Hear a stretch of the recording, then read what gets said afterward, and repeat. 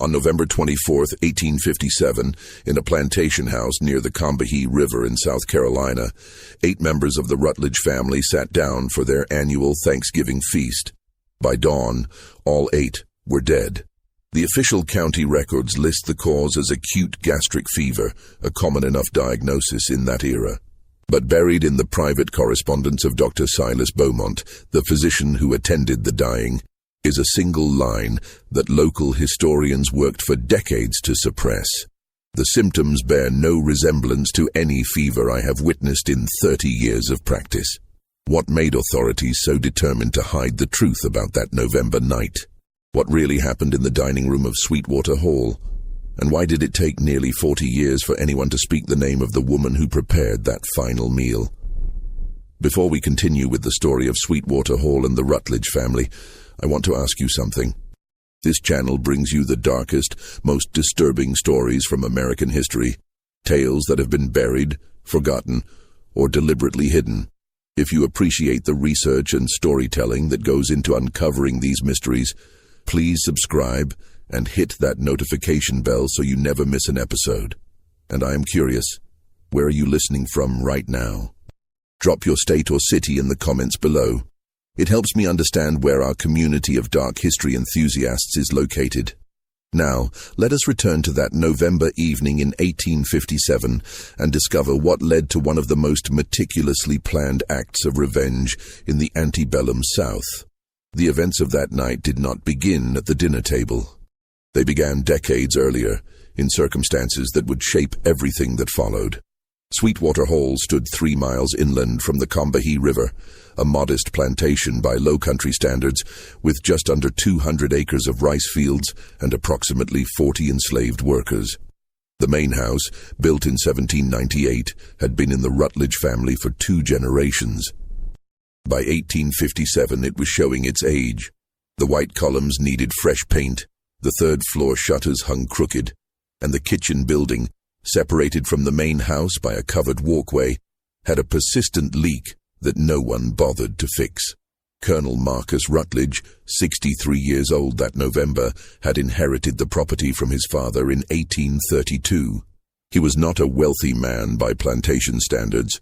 The rice crop had been mediocre for 3 consecutive years, and he had been forced to sell off parcels of land to settle debts.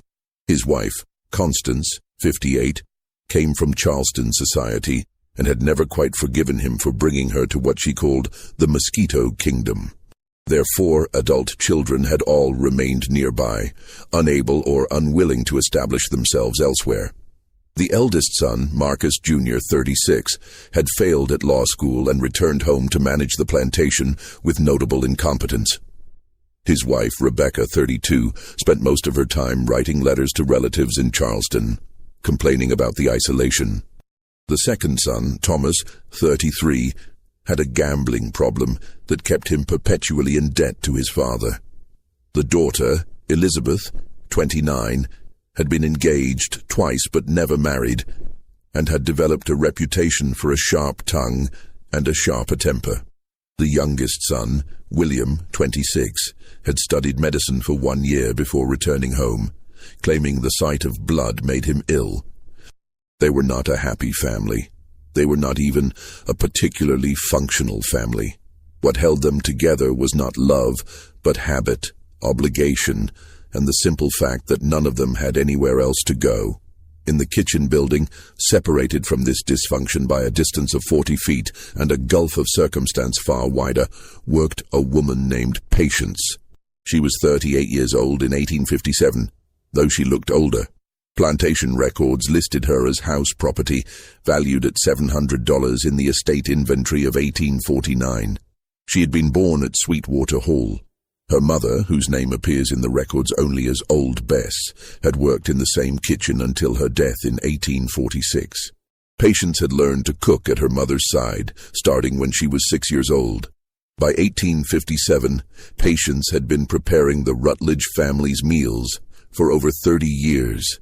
She knew precisely how Colonel Rutledge liked his coffee, how Rebecca would send back any dish with too much pepper, how Thomas would eat anything if he was drunk enough, which was most evenings. She knew the family's routines, their preferences, their secrets, and their weaknesses better than they knew them themselves.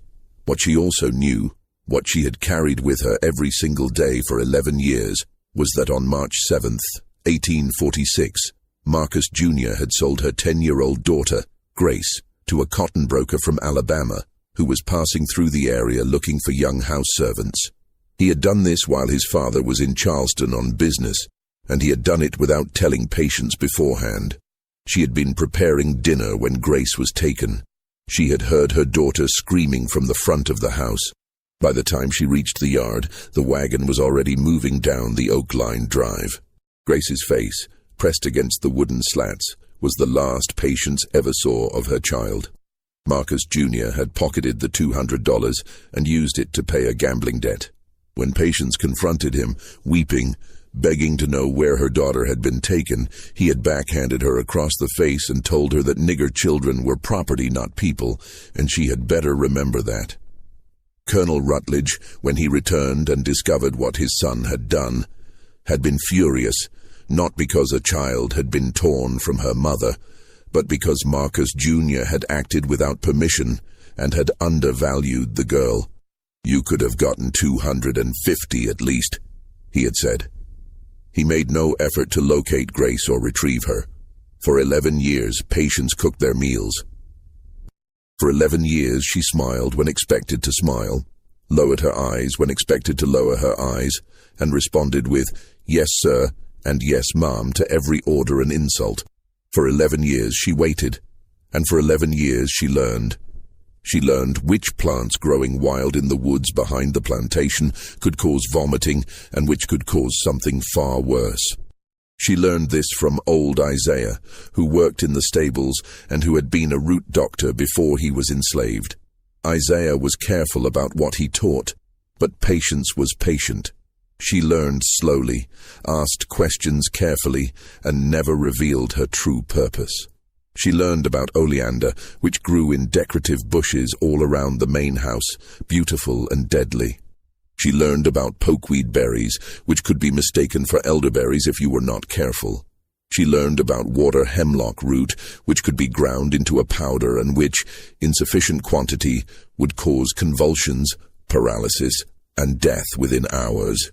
She also learned about dosage, about timing, about symptoms. Isaiah, though he never asked directly what she intended to do with this knowledge, seemed to understand. Before he died in 1855, he told her one final thing. "If you aim to make them suffer, you give them a little at a time. If you aim to make a point, you give them everything at once." Patience aimed to make a point. The decision to act on Thanksgiving Day was not random.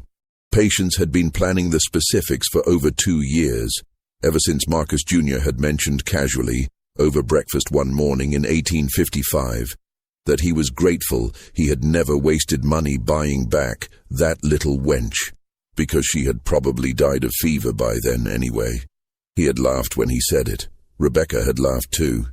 Thanksgiving at Sweetwater Hall was always a formal affair, despite the family's declining fortunes. Constance Rutledge insisted on maintaining certain standards. The dining room would be decorated with pine branches and dried flowers. The good china would be brought out from storage, the silver polished until it gleamed. All family members were required to attend, dressed properly, and to sit through the entire meal without complaint. November 24th, 1857, was unseasonably warm. The morning had been foggy, but by mid-afternoon the sun had burned through, leaving the air thick and humid. In the kitchen building, Patience had been working since before dawn. She had prepared the traditional dishes: roasted turkey, ham glazed with brown sugar and cloves, sweet potato casserole, rice with gravy, cornbread dressing, collard greens, cranberry sauce, 3 different types of pie. The kitchen was sweltering, the wood stove radiating heat, and Patience's dress was soaked through with sweat by noon. But she worked with unusual care that day. Every dish was prepared to perfection. The turkey skin was golden and crisp. The ham glistened. The pies had been baked for precisely the right amount of time, their crusts flaky and golden brown. and into 8 of the 9 place settings she had incorporated her years of carefully gathered knowledge. The method was simple, almost elegant in its simplicity. Water hemlock root, dried and ground into a fine powder, had been mixed into the brown sugar glaze that coated the ham. The dosage was precise, enough to be lethal to an adult, but slow-acting enough that symptoms would not appear immediately. She wanted them to finish the meal. She wanted them to sit together, satisfied and full, before the first cramps began. The 9th place setting at the far end of the table was different. That was where Samuel, the house servant who usually assisted with serving, would sit after the family had been served. His food came from separate pots, prepared with the same care but without the addition she had made to theirs. At 4 o'clock, as the November sun began its descent, the Rutledge family assembled in the dining room. Colonel Rutledge sat at the head of the table, Constance at the foot. The children and their spouses filled the sides. The conversation was strained, as it usually was. Thomas was already drunk. Elizabeth made several cutting remarks about Rebecca's dress.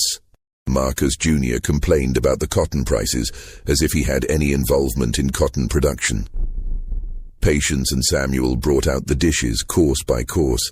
The family ate with enthusiasm. Colonel Rutledge praised the turkey.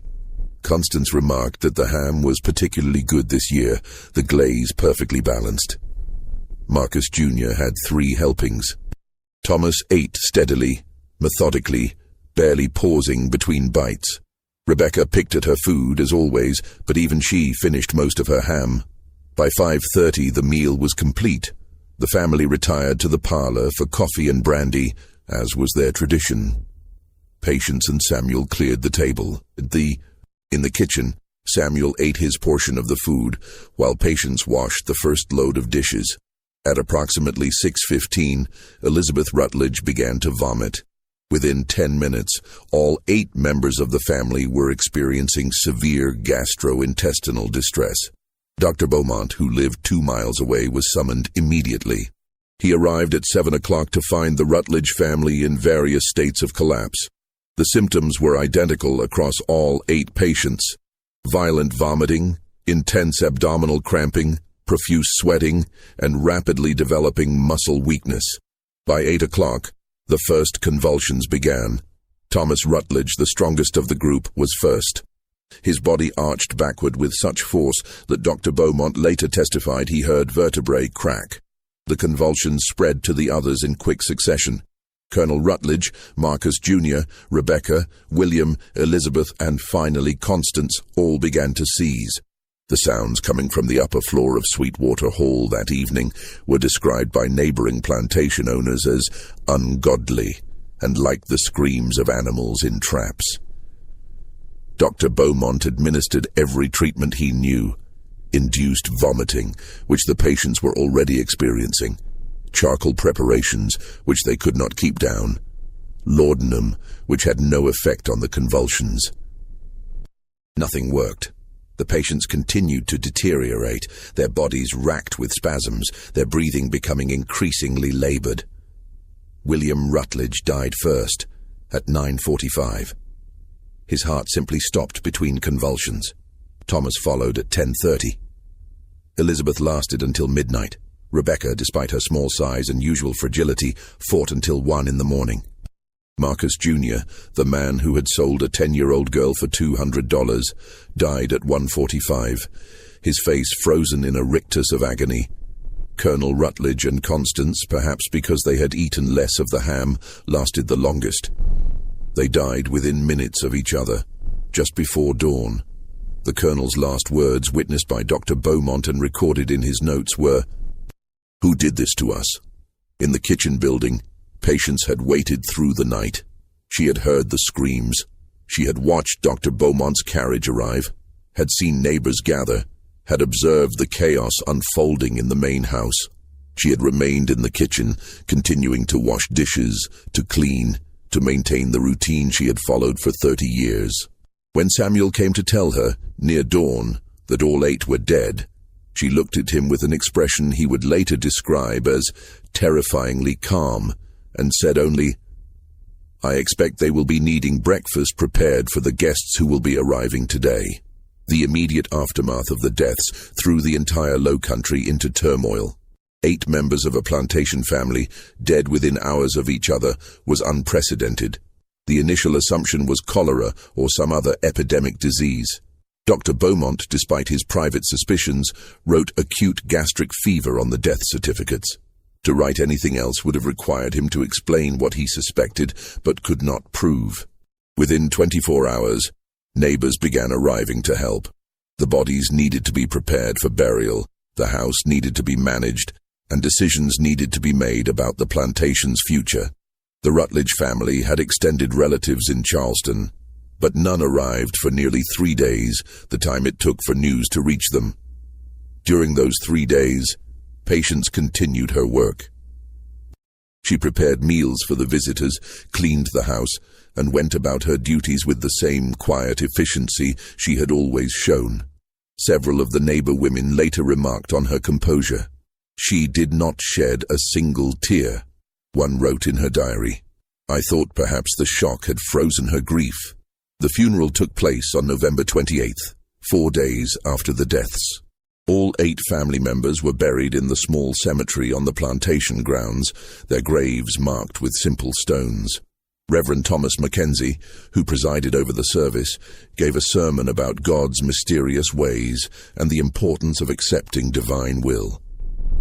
Nearly 200 people attended. Patience stood at the back of the crowd, her face expressionless.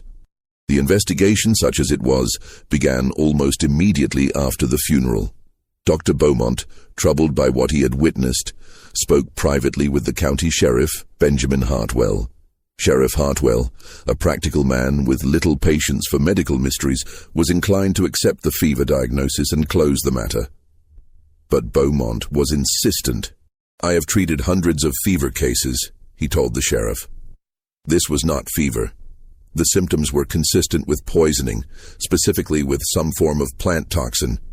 The convulsions, the rapidity of onset, the fact that all 8 were affected identically, all of this points to deliberate introduction of poison into food or drink.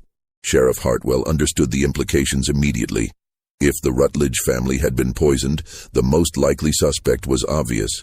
Patience had prepared the meal. She was enslaved. And under South Carolina law at that time, an enslaved person who murdered a white person was subject to execution, usually by hanging, sometimes by burning. But there were complications. First, there was no physical evidence. The food had been mostly consumed or thrown away. The few samples that remained showed nothing unusual under visual inspection, and there were no chemical tests available in that time and place that could detect plant toxins. Second, there were no witnesses to any suspicious activity. Samuel, who had worked alongside Patience that day, testified that she had prepared the meal exactly as she always did, using ingredients from the plantation's own stores. Third, and perhaps most importantly, there was the matter of motive and opportunity. If Patience had wanted to poison the family, she could have done so at any time over the past 30 years. Why now? Why on Thanksgiving? And why would she have remained at the plantation afterward, rather than fleeing? Sheriff Hartwell questioned Patience on December 1st, in the dining room of Sweetwater Hall, with Dr. Beaumont and 2 other witnesses present. The interview was recorded in the sheriff's official notes, and those notes survive in the Colleton County archives. "Did you prepare the Thanksgiving meal served on November 24th? Hartwell asked. "Yes, sir," Patience replied. "Did you prepare it the same way you always prepare such meals?" "Yes, sir." "Did you add anything unusual to the food?" "No, sir." "Did you have any reason to wish harm to the Rutledge family?" Patience hesitated for a long moment before answering. The witnesses later disagreed on how to interpret that hesitation. Some thought she was carefully considering her response. Others thought she was experiencing genuine grief or confusion. "No, sir," she finally said. "You are aware that all 8 members of the family died after eating the meal you prepared?" "Yes, sir." "And you have no explanation for this?" "I expect it was the fever, sir, as the doctor said." Hartwell pressed her for another hour, but her answers never varied. She had prepared the meal as she always did. She had used ingredients from the plantation stores. She had no explanation for the deaths. She showed no emotion throughout the questioning, which Hartwell noted in his report as suspicious in itself. But without evidence, without witnesses, and without a confession, there was nothing he could charge her with.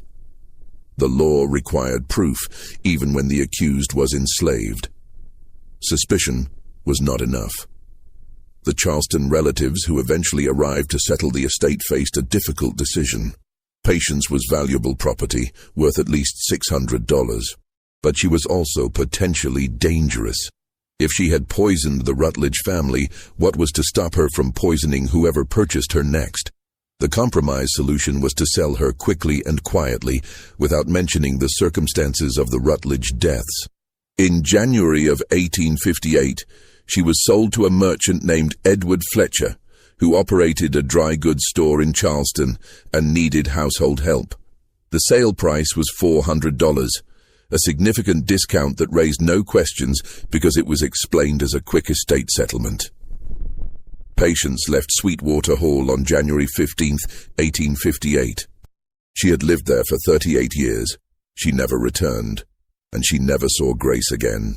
Edward Fletcher's household in Charleston was small. Fletcher himself, his wife Margaret, and their 2 young daughters, ages 8 and 6. They lived above the store on Meeting Street, in a modest apartment that was nevertheless far more comfortable than the quarters Patience had occupied at Sweetwater Hall. Fletcher was a nervous man, thin and pale, with a persistent cough that his wife attributed to the dampness of Charleston's climate. He had bought Patience despite his wife's objections because he needed help in the store and could not afford to hire free labor. Margaret Fletcher made her unhappiness with the arrangement clear from the start. "I know what happened at that plantation," Margaret told her husband within Patience's hearing on the first day. "Everyone knows. And you brought her into our home, where our children sleep." The sheriff found no evidence. Fletcher replied weakly, "It was fever. The doctor said so." But Margaret's fears were not irrational, because by 1858, rumors about the Thanksgiving deaths had spread throughout the Charleston social circles. The story had evolved with each retelling. Some versions claimed that Patience had confessed before fleeing. Others insisted that physical evidence had been found but suppressed. A few even suggested that Patience had practiced African witchcraft and cursed the food, though these versions were considered less credible than the poisoning theory. The truth was that no one knew for certain what had happened at Sweetwater Hall, but everyone had an opinion. And in a society built on the forced labor of enslaved people, the possibility that one of them had successfully murdered 8 members of a plantation family was deeply, fundamentally threatening. Patience's life in the Fletcher household was carefully monitored. Margaret insisted that Patience never be left alone with food preparation. All meals were either prepared by Margaret herself or prepared by Patience under Margaret's direct supervision. Patience was not allowed near the family's sleeping quarters unsupervised. She was given a locked room in the back of the store and was required to remain there after the store closed each evening. For 6 months, nothing unusual occurred. Patience performed her duties with the same quiet efficiency she had always shown. She was polite, deferential, and gave no cause for complaint beyond Margaret's persistent anxiety. Fletcher's business actually improved slightly during this period, as Patience proved to be better at managing inventory than he had been. Then, in July of 1858, Edward Fletcher became ill. The illness began with stomach cramps and nausea, similar to but less severe than what the Rutledge family had experienced.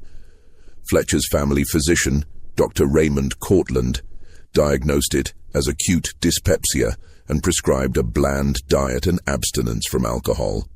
Fletcher improved within a few days. 2 weeks later, the symptoms returned, more severe this time. Fletcher was bedridden for 4 days. Dr. Colleton, growing concerned, began asking more detailed questions about Fletcher's diet and daily routine. When he learned that Patience had been purchased from the Rutledge estate, his concern deepened into alarm. "That woman needs to be removed from your household immediately," Colleton told Fletcher and Margaret in early August. "I do not care what the sheriff said, or what the official cause of death was. The timing and nature of your illness is too similar to be coincidental." Fletcher, however, was in a difficult position. He had paid $400 for patience. He could not simply dismiss her without selling her first, and selling her would mean either taking a significant financial loss or lying to the buyer about her background. He needed time to find a solution. The solution, when it came, was not what anyone expected. On August 17, 1858, a woman appeared at Fletcher's store asking to speak with Patience. She was well-dressed, clearly from Charleston's merchant class, and she introduced herself as Mrs. Catherine Lowell, wife of a shipping agent. She had a peculiar request. "I understand you have in your household a woman named Patience, formerly of Sweetwater Hall Plantation," Mrs. Lowell said to Fletcher. "I wish to purchase her from you." Fletcher was immediately suspicious. "May I ask why?" he said. Mrs. Lowell's expression was difficult to read. "I have information regarding her daughter," she said. "Information she has been seeking for many years. I am willing to pay you $600 for her, which I believe is above what you paid." This was an extraordinary offer. Fletcher had expected to lose money on Patience's resale, not profit from it. But he was also deeply wary. If Mrs. Lowell knew about Grace, she almost certainly knew about the Thanksgiving deaths. Why would she pay a premium for someone suspected of mass murder? "I will need to consult with my wife," Fletcher said. "Of course," Mrs. Lowell replied. "I will return tomorrow at the same time. But please understand, Mr. Fletcher, this offer will not remain open indefinitely. I am prepared to complete the transaction immediately if you agree." That evening, the Fletchers debated the offer. Margaret wanted to accept immediately, both for the profit and to remove Patience from their home. Edward was torn between financial sense and a growing curiosity about Mrs. Lowell's true motives. In the end, greed and fear combined to produce a decision. The next day, when Mrs. Lowell returned, Fletcher agreed to the sale. The paperwork was completed within an hour. Patience, who had not been consulted about any of this, was informed that she had been sold again and would be leaving with Mrs. Lowell immediately. As they walked away from Fletcher's store, Mrs. Lowell spoke for the first time directly to Patience. "I imagine you have questions," she said. Patience, after 11 years of containing every emotion, every thought, every flicker of hope or rage, allowed herself one question. "Do you know where Grace is?" Mrs. Lowell stopped walking and turned to face her. "I do," she said, "and I will tell you. But first, there is something you need to understand about who I am and why I have done this." Catherine Lowell was not who she claimed to be. Her real name was Catherine Brennan, and she was not the wife of a shipping agent. She was a widow whose husband, a Methodist minister named Thomas Brennan, had died of yellow fever in 1856. Since his death, she had dedicated herself to a cause that was both dangerous and illegal in South Carolina. She was an abolitionist. Not merely an abolitionist in sympathy, which many Charleston residents were privately, but an active participant in the network of people who helped enslaved individuals escape to freedom in the North. She was, in modern terms, a conductor on the Underground Railroad, though that term was not widely used at the time in South Carolina. Mrs. Lowell's work was funded by Northern abolition societies and carried out with extreme caution. South Carolina had some of the harshest laws in the nation regarding abolition activities. Anyone caught assisting enslaved people in escaping could be imprisoned, fined enormous sums, or even executed depending on the circumstances. The social consequences were equally severe. Exposure would mean complete ostracism from Charleston society. She had learned about Patience's story through the abolitionist network. News of the Thanksgiving deaths had traveled through back channels, whispered in the quarters of enslaved people across the Lowcountry, passed along to those who might use such information. To many enslaved people, Patience had become a figure of dark legend. The woman who had supposedly killed 8 white people and walked away free. Whether the story was true or not, Mrs. Lowell saw opportunity. If Patience had indeed done what people said, she was someone of exceptional courage and capability. And more importantly, she was someone who had every reason to hate the system that had enslaved her and stolen her child. "I need you to understand something," Mrs. Lowell told Patience as they walked through Charleston streets toward a boarding house on the city's outskirts. "Everything I am about to tell you could get both of us killed if the wrong people learn of it. But I believe you can be trusted. I believe you have already demonstrated that you can keep secrets." Over the next 3 hours, in a locked room at the boarding house, Mrs. Lowell explained the network she was part of, the routes used to move people north, the safe houses, the contacts, the methods of communication. She explained that she had been doing this work for 2 years and had successfully helped 19 people reach freedom in Pennsylvania and New York. And then she explained why she had sought out Patience specifically. "I need someone who can work in a plantation household," Mrs. Lowell said. "Someone who will not draw suspicion. Someone who can identify which enslaved people are ready to escape and can be trusted. Someone who can communicate information to me about plantation routines, security, the movement of overseers and masters. You have skills that are valuable to this work. But more than that, I believe you have motivation." Patience listened without speaking.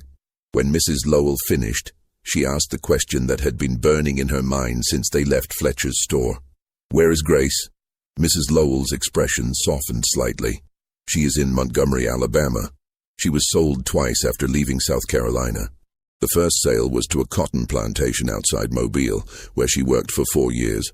The second sale was to a merchant family in Montgomery, where she currently works as a house servant. She is alive. According to our contacts, she is in reasonably good health. Can you get her out?" "Potentially, but the logistics are extremely difficult. Alabama is much further from the north than South Carolina. The routes are longer, the risks greater. It would require significant resources and careful planning." Patience absorbed this information silently. Then she asked, "What do you want from me?" "I want you to go back into plantation work," Mrs. Lowell said. "I can place you in a household where you will have access to information we need. In exchange, I will work toward bringing Grace to freedom. I cannot promise it will happen quickly. I cannot promise it will happen at all. But I can promise that I will try, and that I have resources you do not. And if I refuse, then I will help you reach the north yourself if you wish. You have already paid a terrible price for your freedom, though you are not legally free. You deserve to live without fear, but I am asking you to do something more. I am asking you to use what you have learned, what you have suffered, to help others." Patience considered this for a long moment. Outside the boarding house window, Charleston continued its daily business, oblivious to the conversation taking place in the locked room. Finally, she spoke. "I need to know one thing," she said. "The people you help escape, what happens to them? Do they truly reach freedom?" Mrs. Lowell met her eyes directly. "Most of them do. Some are recaptured. The risk is real. But those who make it to Pennsylvania or New York, they are free. They can work, marry, have families, live as human beings rather than property. It is not paradise. The North has its own prejudices, its own cruelties, but it is better than this." "Then I will do what you ask," Patience said, "on one condition. When Grace reaches freedom, I want to see her. I do not care how long it takes. I do not care what I must do in the meantime. But when she is safe, I want to see my daughter again. I will do everything in my power to make that happen," Mrs. Lowell said. They shook hands. In that moment, Patience committed herself to a path that would define the remaining years of her life. She would return to the world of plantation houses and forced servitude. But this time, she would be there by choice, not by law. And this time, she would be working not just for herself, but for others who shared her suffering. Over the next 3 weeks, Mrs. Lowell arranged Patience's placement at a plantation called Riverside, located 40 miles inland from Charleston, along the Santee River. The plantation was owned by a man named Jonathan Hargrove, who had recently lost his cook to pneumonia and was looking for a replacement. Mrs. Lowell, using her connections in Charleston Merchant Society, recommended Patience, carefully omitting her connection to Sweetwater Hall. Patience arrived at Riverside in mid-September of 1858. The plantation was larger than Sweetwater Hall, with over 400 acres and 60 enslaved workers. Hargrove was a shrewd businessman who prided himself on running an efficient operation. His oversight was thorough but not sadistic. He was, by the standards of the time and place, considered a relatively humane master, which meant he did not regularly beat people to death and provided adequate food and shelter. Within weeks, Patience had established herself as an excellent cook and a reliable worker. She learned the routines of the household, the habits of the overseer, the patterns of who came and went and when. She identified which of the enslaved workers might be ready to attempt escape and which could be trusted with sensitive information. And slowly, carefully, she began to pass information to Mrs. Lowell through a network of contacts. A laundress who made weekly trips to Charleston, a free black man who delivered supplies to the plantation, a white merchant who was secretly sympathetic to abolition. The information was simple but valuable. When Hargrove would be away on business, when the overseer was distracted with other matters, which routes through the swamp were passable at which times of year, where dogs were kept and how they could be avoided. Over the following months, 3 people escaped from Riverside Plantation using information Patience had provided. All 3 reached Pennsylvania safely. Mrs. Lowell sent word of their success through the network, and with that word came a message for Patience. Your daughter is being moved to a safe location in preparation for her journey north. Remain patient. But patience, the virtue for which she had been named, was becoming increasingly difficult to maintain. Every day in the Hargrove household reminded her of what she had lost. Every time she prepared a meal, she thought of the Thanksgiving dinner at Sweetwater Hall. Every time she saw Hargrove's young daughter, she thought of Grace at 10 years old, torn away from her mother. The rage that she had channeled into planning and executing the poisoning of 8 people had not dissipated. It had merely been redirected. And as weeks turned into months with no word of Grace's successful escape, that rage began to burn hotter. In March of 1859, 16 months after the Thanksgiving deaths, Patience received a message from Mrs. Lowell that would test her self-control more severely than anything since Grace had been taken. The message was brief. Grace's escape attempt failed. She has been recaptured and sold to a plantation outside Selma. We do not currently have contacts in that area. Efforts to establish a route are ongoing. Do not lose hope. When Patience read those words, standing in the kitchen building at Riverside on a warm March afternoon, something inside her went cold and still. She had waited 11 years for revenge on the Rutledge family. She had waited another 16 months for her daughter's freedom. And now she was being told to wait longer. That night, Jonathan Hargrove's evening meal included a dish that Patience had not prepared in over a year. Ham with brown sugar glaze. Jonathan Hargrove became violently ill approximately 2 hours after finishing dinner on March 12, 1859. The symptoms were familiar to anyone who had read Dr. Beaumont's notes from Sweetwater Hall. Severe vomiting, intense abdominal cramping, profuse sweating, muscle weakness, and eventually convulsions. But unlike the Rutledge family, Hargrove survived. There were 2 reasons for this. First, Patience had given him a smaller dose than she had used at Sweetwater Hall, either deliberately or because her hand shook when she added the powder to his food. Second, Hargrove's household included a physician's widow, Mrs. Ann Pritchard, his mother-in-law who was visiting from Charleston. Mrs. Pritchard had seen her husband treat dozens of poisoning cases during his career, and she recognized the symptoms immediately. She forced Hargrove to drink massive quantities of water mixed with ash from the fireplace, inducing vomiting beyond what the poison had already caused. She kept him conscious through willpower and repeated applications of cold water to his face and chest. And she sent for a physician immediately, not waiting to see if the symptoms would resolve on their own. Dr. Henry Stillwell arrived within an hour and continued the aggressive treatment Mrs. Pritchard had begun. Between the two of them, they likely saved Hargrove's life. By dawn, he was stable, though weak. By the following evening, it was clear he would survive. But Mrs. Pritchard had not saved his life out of mercy alone. She had also taken careful note of what had happened, and when. She knew that Hargrove had eaten dinner at 6 o'clock. She knew that symptoms began at 8 o'clock. She knew that only Hargrove had been affected, which meant the poison had been in his portion specifically, not in a shared dish. And she knew who had prepared the meal. The discovery of what Mrs. Pritchard found in the kitchen building would become the centerpiece of the prosecution's case. She had waited until dawn, when Hargrove's condition had stabilized, before conducting her search. She had been methodical, checking every jar, every container, every conceivable hiding place where something dangerous might be kept. The loose floorboard beneath the preparation table had given itself away with a slight creak when she stepped on it. Beneath it, wrapped carefully in a piece of old linen, was a cloth bag no larger than a woman's hand. Inside that bag was approximately 2 ounces of dried root material already ground into a coarse powder. Mrs. Pritchard had been careful not to touch it directly.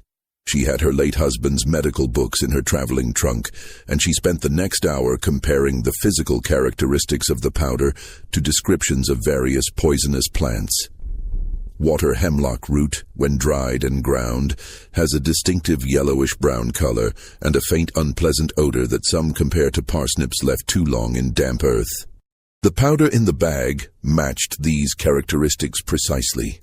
More tellingly, her husband's notes included a case study from 1843 involving a child who had died after consuming water hemlock root. The symptoms described matched what she had witnessed in Hargrove almost exactly.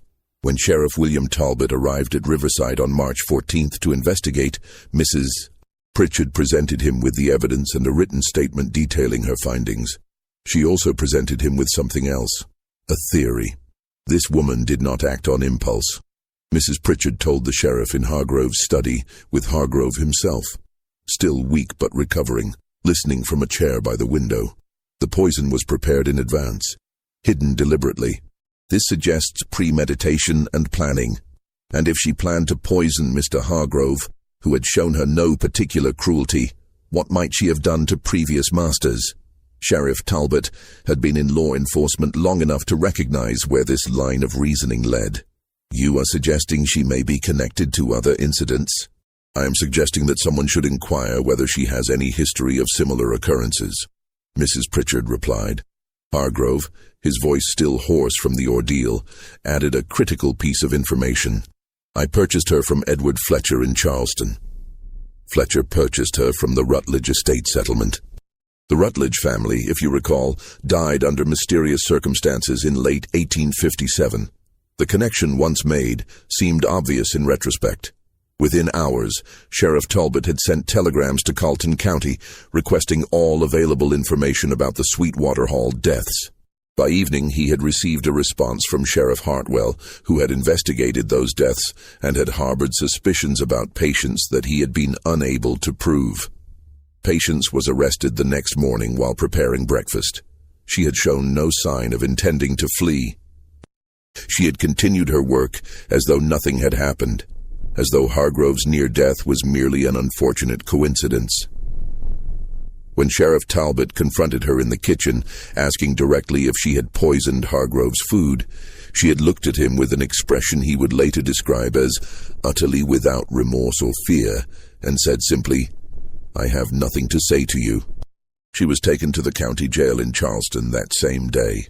The journey took 6 hours by wagon, and during the entire trip, Patience spoke only once. As they passed through a small town along the route, she asked the deputy escorting her what month it was. When he told her it was March, she nodded and said nothing more. The trial of Patience began on April 26, 1859, in the Charleston courthouse. The building was packed with spectators from the first day. News of the arrest had spread quickly, and the connection to the Sweetwater Hall deaths had transformed what might have been a routine case into something far more sensational. The prosecution was led by District Attorney Marcus Sullivan, an ambitious lawyer who recognized that this case could make his career. His opening statement was calculated to horrify. "Gentlemen of the jury, you will hear evidence of a woman who has used her position of trust in the households of respectable families to commit acts of murder that are almost unprecedented in their scope and cruelty. This is not a case of spontaneous violence or self-defense. This is calculated, cold-blooded poisoning carried out with planning and deliberation." The evidence presented over the first 2 days was damning. Dr. Stillwell testified about Hargrove's symptoms and his opinion that they were consistent with plant poisoning. Mrs. Pritchard testified about finding the hidden poison and described in detail the methodical way she had searched the kitchen. Sheriff Talbot presented the physical evidence: the cloth bag, its contents, the linen wrapping. On the third day, the prosecution called Sheriff Hartwell from Colleton County. His testimony about the Sweetwater Hall investigation was particularly damaging. He described his suspicions at the time, his questioning of Patience, her calm demeanor, and his frustration at being unable to prove anything. "I knew in my gut that something was wrong," he testified. "But without evidence, without confession, without witnesses, my hands were tied." Dr. Beaumont's written notes from that night were entered into evidence and read aloud to the jury. The descriptions of the Rutledge family's suffering were graphic enough that several jury members visibly reacted. The similarities between those symptoms and what Hargrove had experienced were undeniable. The defense attorney, Robert Mansfield, was a young lawyer who had been practicing for less than 2 years. He had been appointed by the court because Patience, as enslaved property, could not hire her own counsel and had no one willing to pay for her defense. Mansfield was in an impossible position. The evidence was overwhelming. The public sentiment was against his client, and he had almost no resources to mount an effective defense. His strategy, such as it was, focused on raising doubt about the connection between the two incidents.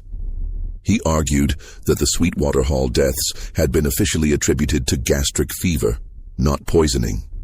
He pointed out that no physical evidence had been found at Sweetwater Hall connecting Patience to any wrongdoing. He suggested that the poison found at Riverside might have been planted by someone else, though he could not offer a plausible theory as to who or why. His cross-examination of Mrs. Pritchard was particularly weak. "Is it not possible," he asked, "that the powder you found could have been there for innocent purposes, perhaps for controlling rodents?" Mrs. Pritchard's response was devastating. "I am familiar with the substances commonly used for rodent control, Mr. Mansfield. They are typically arsenic-based compounds that would present quite differently from what I found.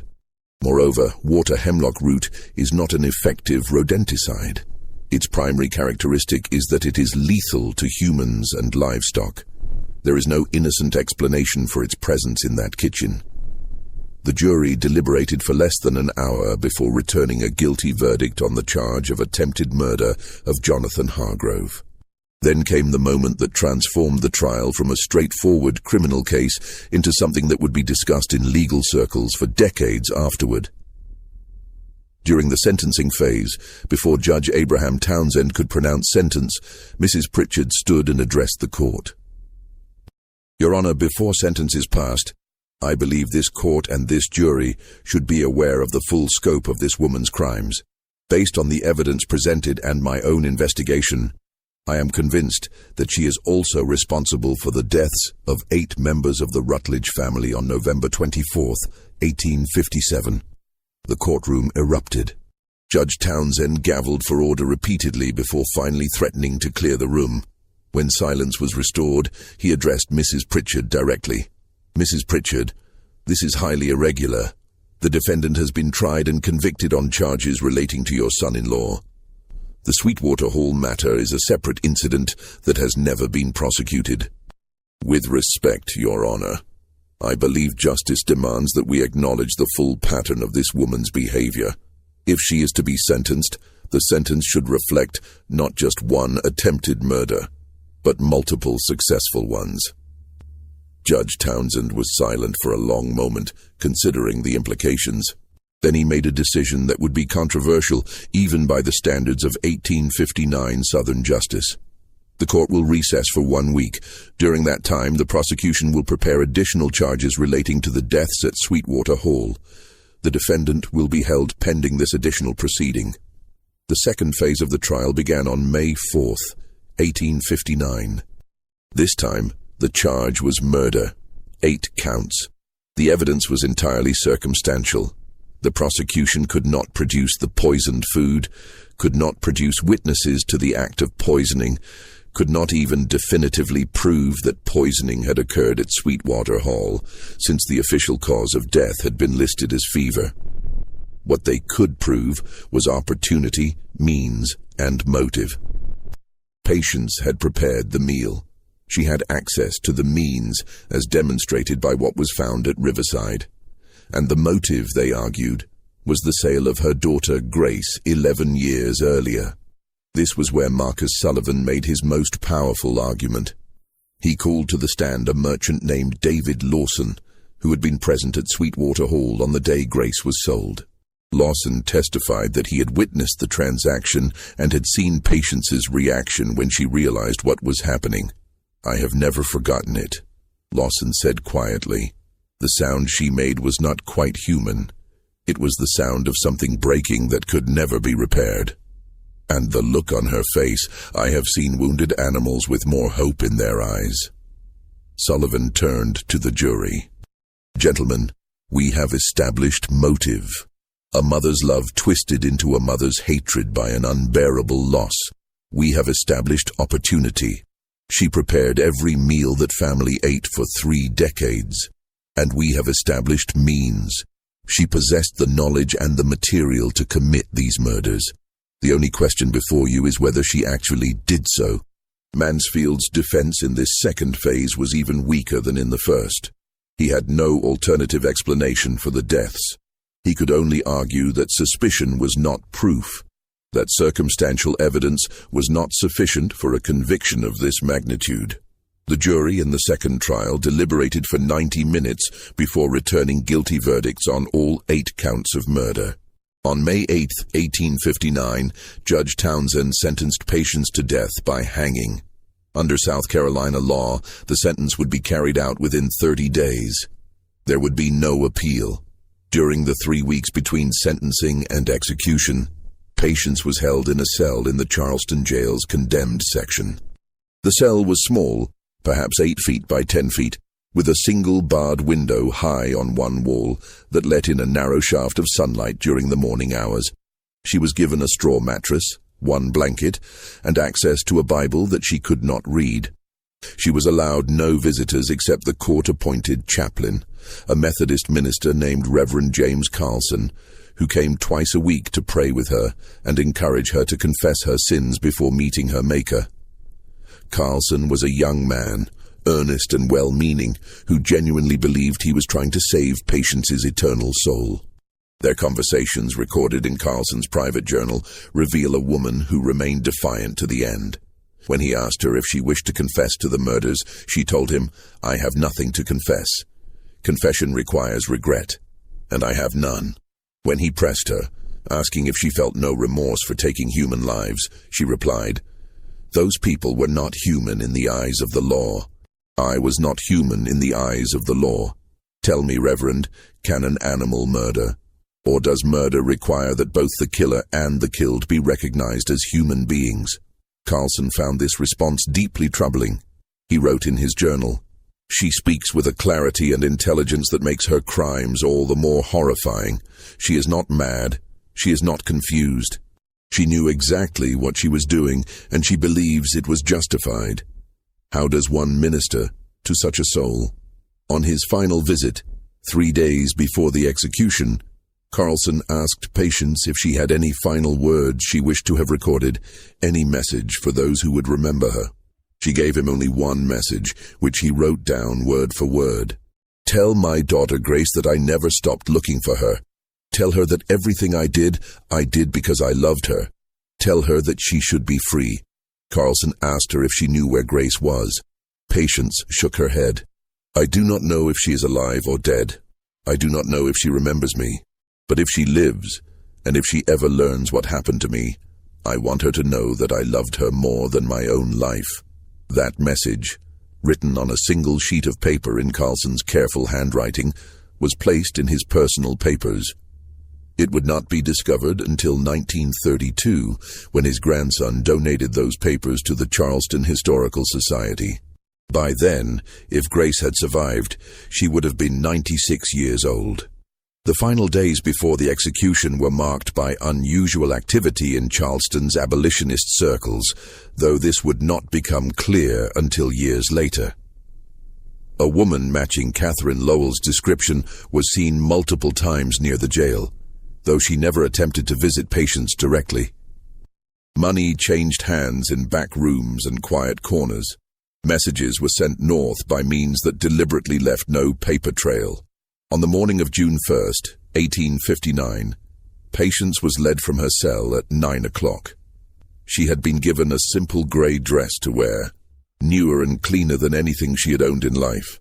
Her hands were bound behind her back, and a hood was prepared to place over her head once she reached the scaffold. The execution was to take place in the courtyard behind the jail, as was customary. A platform had been constructed specifically for this purpose, with 13 steps leading up to the scaffold, a symbolic number that Patience likely did not notice or care about. The noose had been tested the previous evening with weights to ensure it would function properly. A crowd of approximately 300 people had gathered. Public executions were still common entertainment in 1859, though attitudes were beginning to shift. In the crowd were plantation owners and their wives, merchants, laborers, sailors, and a handful of free black residents who had come for reasons of their own. Some were there out of morbid curiosity, others came because they believed justice was being served. A few came for reasons they could not have articulated, drawn by the spectacle of a woman being executed for refusing to accept her enslavement. As Patience was led across the courtyard, she walked steadily, without stumbling or requiring assistance. Her face was composed, though observers would later disagree about what emotion, if any, showed in her expression. Some said she looked resigned. Others said she looked peaceful. A few swore they saw something that looked like triumph. When she reached the scaffold, the executioner, a man named Thomas Greaves, who had been performing this function for the county for 7 years, guided her up the steps. At the top, he positioned her over the trapdoor and placed the noose around her neck, adjusting it carefully to ensure a quick death. This was considered humane, the minimum courtesy extended even to condemned criminals. Judge Townsend, who had attended the execution as was his custom, asked the required question, "Do you have any final words?" Patience spoke clearly enough that people in the front rows of the crowd could hear her, though those further back had to rely on second-hand accounts of what she said. "I have nothing to confess because I have done nothing wrong. Everything I did was in service of love and freedom. I regret only that I did not do more." Then she added one final sentence that many in the crowd found incomprehensible at the time, but which would be debated for years afterward. "The seeds have been planted. Others will harvest what I could not." The hood was placed over her head. Reverend Carlson recited a brief prayer. At 9:37 in the morning, Thomas Greaves released the lever, and the trapdoor opened. The official record states that death was instantaneous. Patience's body dropped approximately 5 feet, and her neck broke cleanly. The prison physician, who examined the body afterward, confirmed that she had died immediately upon the drop. This was recorded as a successful execution, carried out according to proper procedure. Her body was buried that same afternoon in the paupers section of the prison cemetery, in an unmarked grave. Under the law at that time, executed criminals were not entitled to marked graves or proper Christian burial in consecrated ground, though Reverend Carlson insisted on reading a brief service over the gravesite, despite the objections of some witnesses. The story should have ended there, with Patience dead and buried, her crimes punished, justice served according to the standards of her time and place. And indeed, for most people who witnessed or heard about the execution, that is where the story ended. But there are threads that extend beyond that June morning, threads that suggest the story is more complex than it appears. First, there is the matter of the plant material found in Patience's quarters at Riverside. The prosecution claimed it was water hemlock root, and that claim was never effectively challenged in court. But Dr. Stilwell, the physician who treated Hargrove, later wrote in his private journal that he was not entirely convinced the symptoms matched water hemlock poisoning. They were similar, but not identical. He suspected a different toxin might have been involved, possibly a combination of substances he could not identify. Second, there is the curious fact that Samuel, the house servant who worked alongside Patience at Sweetwater Hall, disappeared from the historical record entirely after the Thanksgiving deaths. He was not sold with the rest of the estate property. He was not recorded as having died. He simply vanished. Several historians have speculated that he may have successfully escaped to the north, possibly with assistance from abolition networks. Third, and most intriguingly, there are records from the Underground Railroad network that survived the Civil War. These records, scattered across various archives in Pennsylvania and New York, include references to a woman named Grace who reached Philadelphia in June of 1859, just weeks after Patience's execution. The timing is exact enough to suggest that Grace's escape may have been deliberately coordinated to occur after her mother's death, when authorities would be less likely to connect them. The woman identified as Grace in these records went by the name Grace Freeman. She settled in Philadelphia's growing free black community and worked as a seamstress. In 1864, she married a blacksmith named Thomas Warner. They had 3 children. Grace lived until 1908, dying at the age of 72. In her obituary, published in a Philadelphia newspaper, there is a single line that has fascinated historians. Mrs. Warner often spoke of her mother, who she described as a woman of remarkable strength and determination who had sacrificed everything for her daughter's freedom. Whether Grace Freeman was the same Grace who was sold away from Sweetwater Hall in 1846 is impossible to prove definitively. The circumstantial evidence is compelling, but not conclusive. What is certain is that someone made sure Grace's story did not die with Patience. Catherine Lowell continued her work with the Underground Railroad until 1863, when Union forces occupied much of South Carolina, and her services were no longer needed. She survived the Civil War and spent her final years in Boston, where she died in 1879.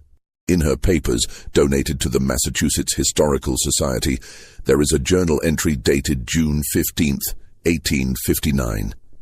It reads, "Today I received word that the package was delivered safely to Philadelphia.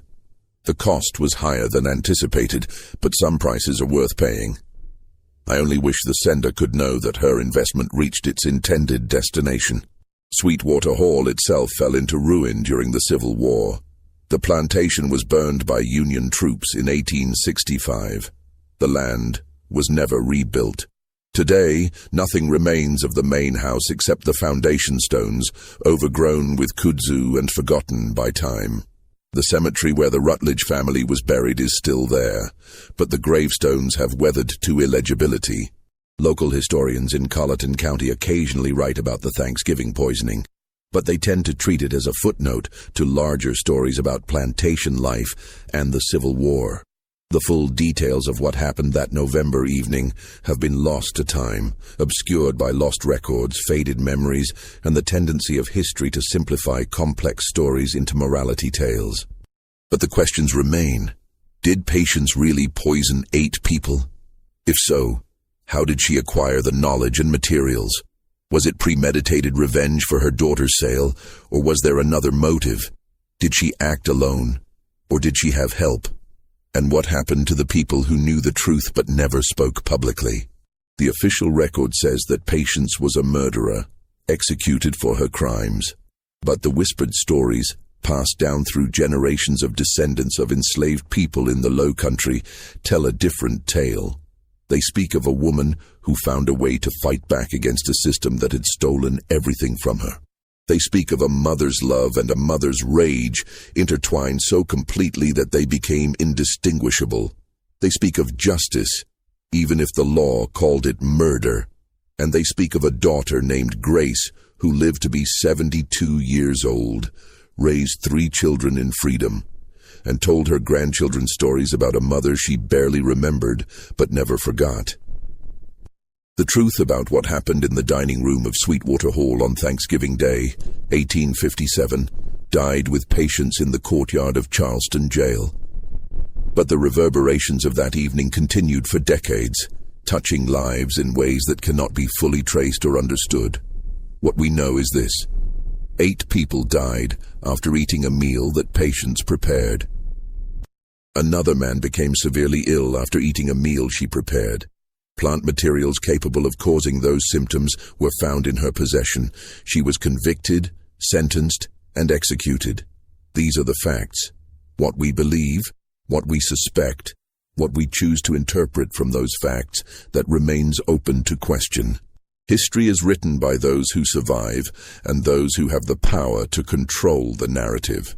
The voices of the enslaved, the voices of women like Patience who left no written record of their thoughts and motivations, those voices are largely silent. But silence is not the same as absence. The stories survive, passed down through generations, transformed and embellished, but carrying at their core a truth that transcends factual accuracy. Patience existed. Grace existed.